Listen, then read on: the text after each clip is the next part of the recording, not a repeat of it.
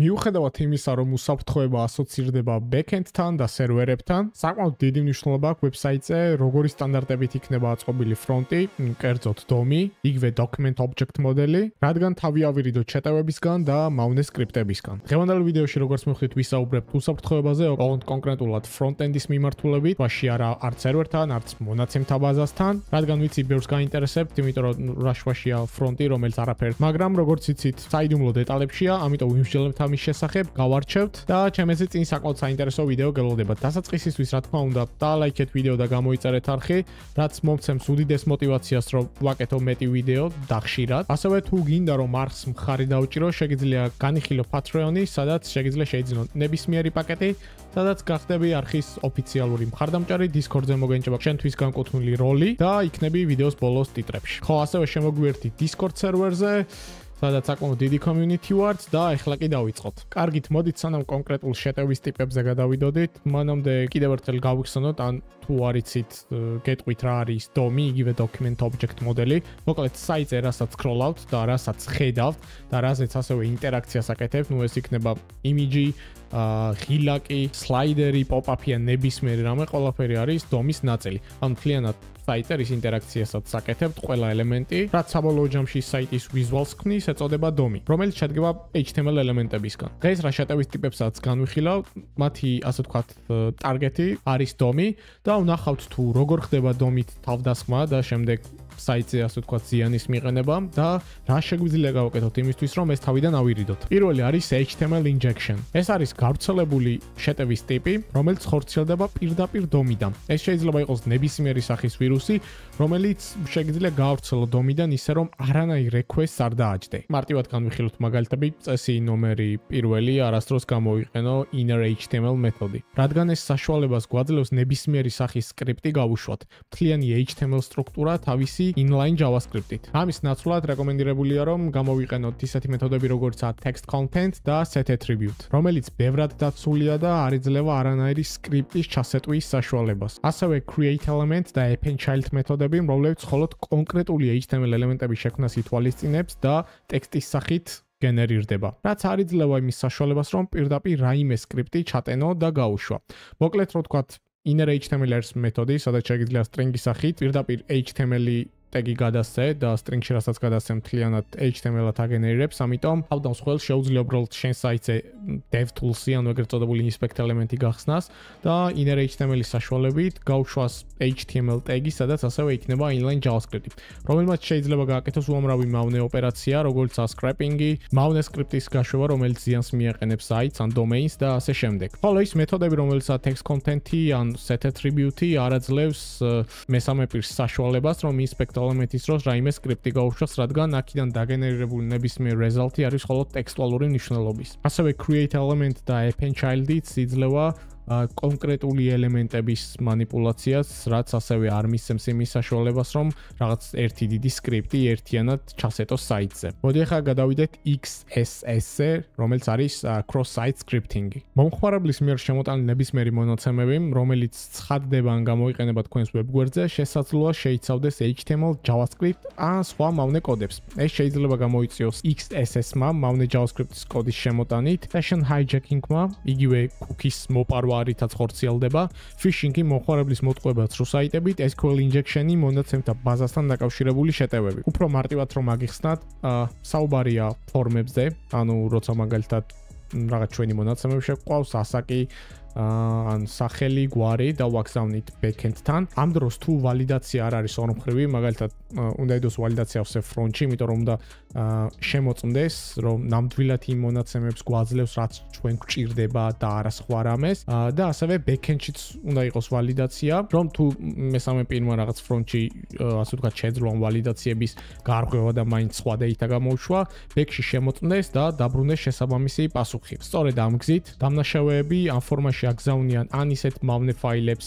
ან ისეთ ტექსტს, რომელიც შეიცავს სკრიპტს, რომელიც მიდის საბოლოო სერვერამდე და სერვერს აყენებს ზიანს. ამის თავიდან ასაცილებლად ფრონტში გამოიყენება ესეთი მეთოდი sanitizing, რომელიც არეგულირებს და ამცირებს რისკებს. ეს არის მიდგომა, რომელიც ამოწმებს მომხმარებლის მიერ შემოსული მონაცემები შეიცავს თუ არა სკრიპტს და წმენს მას. არსებობს ბიბლიოთეკა, რომელშიც უკვე წინასწარ განსაზღვრული არის როგორი მონაცემები შეიძლება ჩაითვალოს მავნეთ და ავტომატურად ასუფთავებს მას. Dom Purify შეგიძლიათ დასერჩოთ და უფასოდ მოიპოვოთ GitHub-დან. ყველაზე მარტივი გზა ვირუსის ან მავნე სკრიპტის გავრცელების არის upload-ი.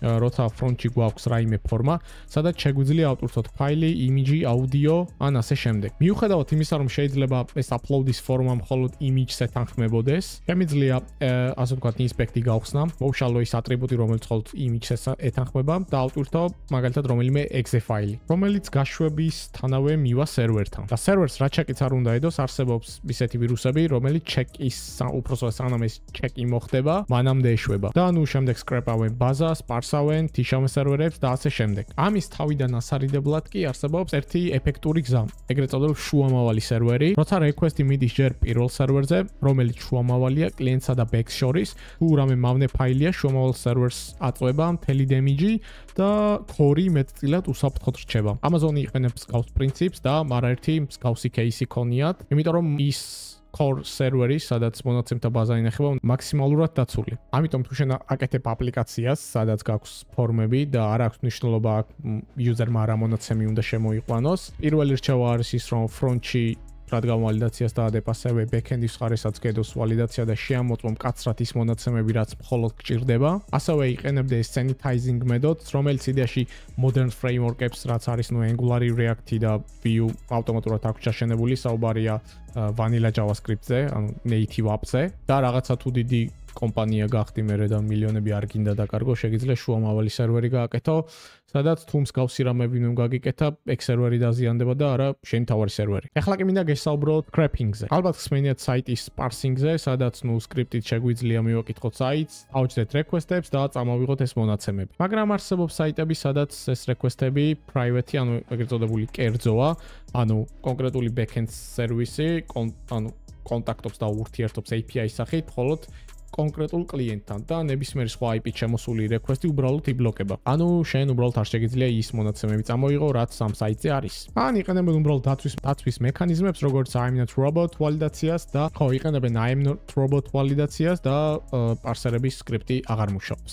სწორედ ამისთვის შეიქმნა scraper-ი. ეს არის მეთოდი, როცა არ ეხები არანაირ საიტის request-ს და ყველა ინფორმაციას იღებ მხოლოდ და მხოლოდ DOM-დან, ელემენტებით და კლასების გამოყენებით. აი მაგალითად არის რაღაც საიტი, შეგიძლია უბრალოდ დაინსპექტო და მაგალითად გინდა კონკრეტული პროდუქტების წამოღება. შეგიძლია გაიგო პროდუქტების კლასი inspect ელემენტიდან, შემდეგ ნუ ტექსტის კლასი, დაწერს სპეციალურ სკრიპტს და არსებობს სპეციალური ასე ვთქვათ npm პაკეტები, რომელიც ასე ვთქვათ კითხულობს DOM-ს და DOM-დან მოაქვს ეს ელემენტები და შემდეგვე იმ ელემენტიდან შეგიძლია ამოიღო მისი მნიშვნელობა. ნუ რაც იქნება ეს title, price, image და ასე შემდეგ. ესე ამგვარად შენ გაქვს მთელი საიტის ინფორმაცია, რაც იმ page-ზე ინახება, ისე რომ არანაირ requests არ უყურებ და არანაირ ასე ვთქვათ private request-ებთან შეხება არ გიწევს. მაგრამ ამისგანაც არსებობს თავის დაცვა და ესენია, ნუ ერთ-ერთი ყველაზე პოპულარული, ნუ პირველი I am not robot ვალიდაცია, როცა page-ს და refresh-ებს გიწევს, რომ რაღაც მარტივი puzzle-ი გააკეთო, რომ დაადგინოს, რომ ნამდვილად human-ი ხარ, ან რაღაცა ის არის უნდა გაწიო, ან რაღაც ციფრი გამოიცნო. და როცა კოდი აკითხავს ამ საიტს იბნება და ვერ ხდება, მაგრამ GitHub-ზეც და სადღაც კიდევ სადაც არ დავასახელებ, არსებობს ამის ალგორითმები, რომელიც ამას უპრობლემოდ აკეთებს, ამიტომ ეს დღესდღეობით დიდ პრობლემას აღარ წარმოადგენს. და ასევე არის შემდეგი დაცვის სისტემა, ეს არის უნიკალური კლასები. ბევრი online shop-ი, რომელსაც არ უნდათ რომ თავის პროდუქტი ვიღაცა მსგავსი გზით წაიღონ, აკეთებენ უნიკალურ კლასებს და ერთხელ თუ ერთ კლასზე გაწერ რაღაც, მეორეჯერ აღარ იმუშავებს, იმიტომ რომ ყველას უნიკალური კლასი ენიჭება, მაგრამ გაგიკვირდება და ამის ალგორითმიც შემხვედრია, სადაც ამ უნიკალურ კლასებს იჭერენ, ვინაიდან პროგრამირებაში რენდომი არ არსებობს და ნებისმიერ რენდომი პროგნოზირებადია. დღეისთვის ეს იყო. იმედია, რაიმე ახალი ინფორმაცია გაიგე, ან თუ არ გაიგე, არ ვიცი, უბრალოდ დაგაინტერესა ამ ვიდეომ, მოგეწონა ეს სფერო და შეგიძლია გადახვიდეთ ჩემ არხზე და სხვა ვიდეოებიც ნახო. ხო, ეს ვიდეო დიდად არ არის გათვლილი იმ ტიპებისთვის, უпроსტოდ არ გათვლილი იმ ტიპებისთვის, ვინაც პროგრამირების ამ ფრონტის საერთოდ აზრზე არა, იმიტომ რაღაცებს ვერ გაიგებდა, მაგრამ ტიპი, რომელიც ფრონტით დაინტერესებული ან კაკ მინიმუმ ჯუნიორი ან მიდლია, ჩემი აზრით საინტერესო ინფორმაცია იყო და ბევრი რაღაც გაიგე. ხოლო თუ ასე არა, დალაიქე ვიდეო, გამოიწერე არხი და შევხვდებით მომავალ ვიდეოში.